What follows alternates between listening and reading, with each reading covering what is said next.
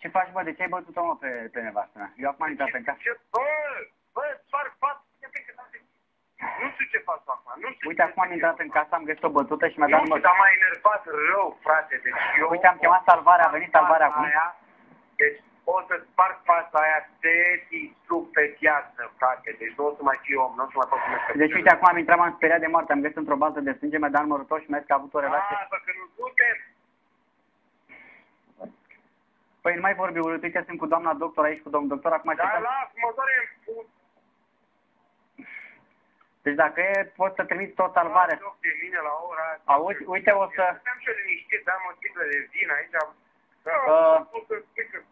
Stai un pic că, uite, noi acum așteptăm să vină de la secția 10 de poliție. Tu unde ești acum? Că să vină să te ia, că eu le-am spus că tu ai bătut-o și ai călcat-o în picioare și...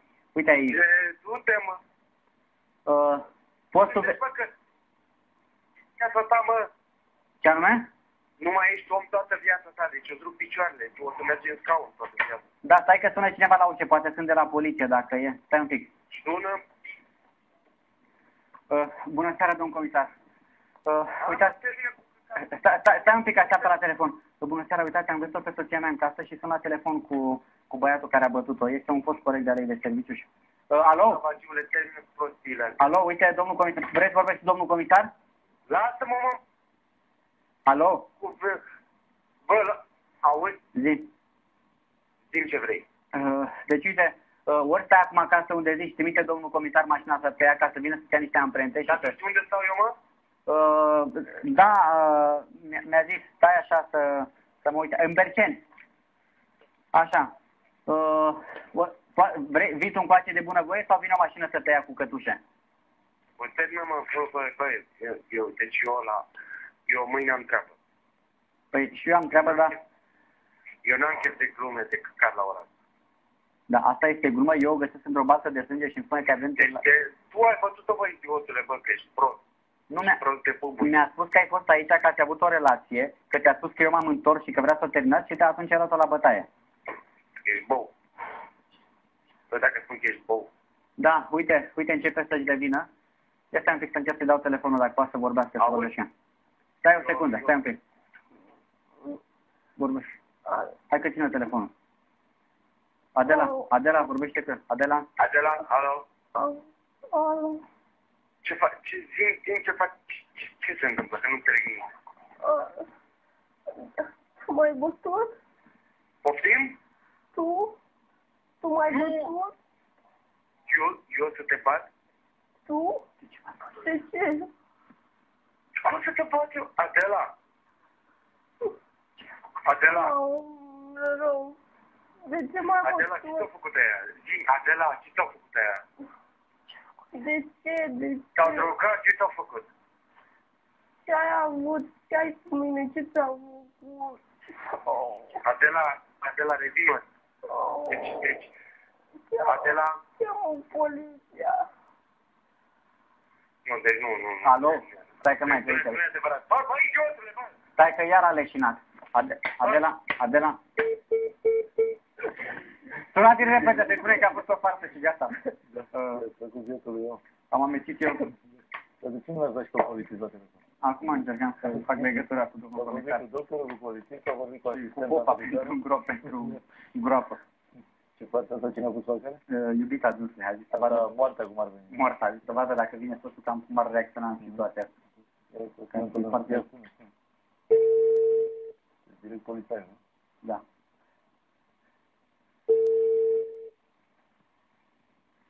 Asta nervii.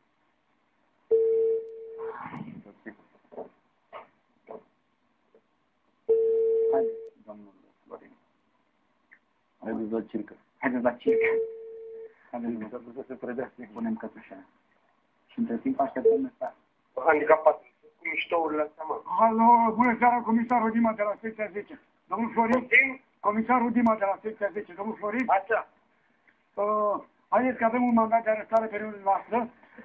Ce? Avem un mandat de arestare pe numele noastră. Pentru?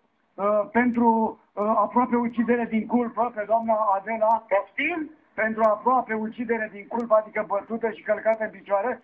Ce mă? Alo? Nu vorbiți cu mine cu ce mă, că sunt totuși comisar, da? Spune, domnul comisar. Vii de bunăvoie aici la adresa din Vilor sau trimite doi băieți mascați să te ia?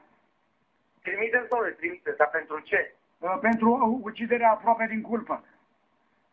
Ce ucide? De la Bagiu la unde e? Vorbiți de soțul doamnei care v-a prins și pe care l-a și bătut? El.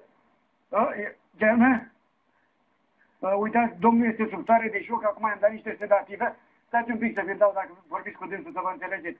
Dacă e... Ce șoc, doamne, ce șoc îi dau eu? Alo? Ia. Alo, Florin? Alo? Alo, stai un pic că... Bă?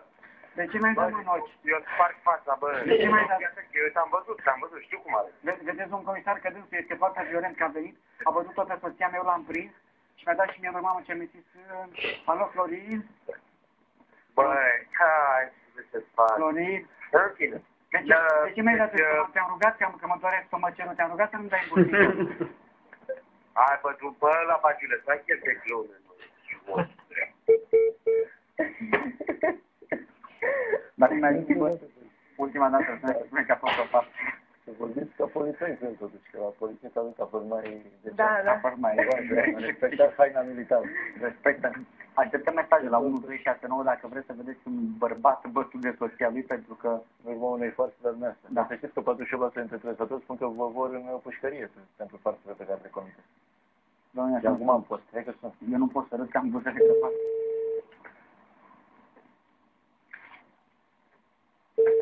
Da. Comisarul Dima să-i stea de ce atingeți domnule telefonul? Pentru că vă bate joc de mine și eu vreau să dorm. Dați vă rog adresa, acum exact unde trimite o mașină să vă ia măcar pentru amprente. Păi, dar trebuie să știți adresa dacă sunteți polițai, nu? Bine, dacă nu vreți să veniți de bunăvoie, venim noi să vă rog. Hai, veniți! O singură întrebare. De ce ați agresat-o pe victima, doamna Adela? Eu n-am agresat pe nimeni. Dar cine a bătut-o animalicește așa? La Bagiola. Nu mai vorbea așa urât că te joc în picioare, că ți-i face. Dreaptă că între bărbați așa? Dar dacă nu pute, bat. Auzi, când o să vin cu acest, vezi ce palme ții tu de la mine? Bine, hai. Auzi, hai că trimit o mașină să ne vedem în 20 de minute, da? Ne vedem, da. Auzi? Hai mai bine dacă vrei să ne vedem acum, poți? Da, eu mă duc să mă culc. Hai, noapte bună. Stai un pic, alo, stai. Extraordinar. Nu stați că îi transmite iubire. Nu, să rămas încă, după aia află și vine aici. Dați repede tot. Ultima dată și spunem doar că a fost o simplă farsă din partea domnului Dan Diaconescu, că dânsul m-a pus să o fac. Și așteptăm mesaje la 1, 2, 6, 9. Vreți să vedeți un bărbat bătut cu tigaia în cap de soția lui? Pentru că a făcut o farsă. Și pe urmă, pe cine să sunăm? Și pe urmă sună fetele. Noi și fetele, că sunt mai bune decât dumneavoastră. Cruz, Penelope Cruz. Alo, ce mă mai sunați atâta? Lăsați-mă în pace. Alo, Florin. Stai să lămurim povestea. Ce? De la cimitir sunt în legătură cu groapa. Hai, băi! Florin. Bă, termină. Stai un pic, deci uite, hai să ne vedem acum ca să lămurim povestea. Dacă ești acasă, dă repede pe OTV și hai să ne vedem în direct la Nu te spăra, frate, la Dan Diaconescu direct. Bună seara, domnul Florin. Auziți? Alo? Băi? Alo? Numele meu este Gabriel Fătu. A fost o farsă din partea iubitei dumneavoastră, Adela. M-auziți? M-am gândit eu. Ce? M-am gândit eu. Uitați. Da, cum ați spus că vă numiți? Dan Diaconescu. De la OTV. Domnul Dan Diaconescu, domnul Dan. Mă rog să nu difuzați asta. Nu difuzăm, hai că o tăiem acum la montaj. Bine, ne scuzați. Mulțumim, revenim. Auziți, domnul Florin? Da. Dânsa a vrut să vă facă o farsă, a zis că va preveni că o să se întoarcă soțul și a vrut să vadă cum reacționați. Haideți, la ora asta se stai. Dacă cumva sunteți acasă și dați pe OTV, uitați ca premiu, am câteva domnișoare cu care ați câștigat un weekend la munte și puteți merge la alegere cu una dintre ele. Ana Maria, că nu mai știu pe celelalte cum le cheamă, da? Bine. Dați repede pe OTV și revenim în câteva minute. Revenim repede la următoarea farsă. În 10 secunde. 7 zile din 7.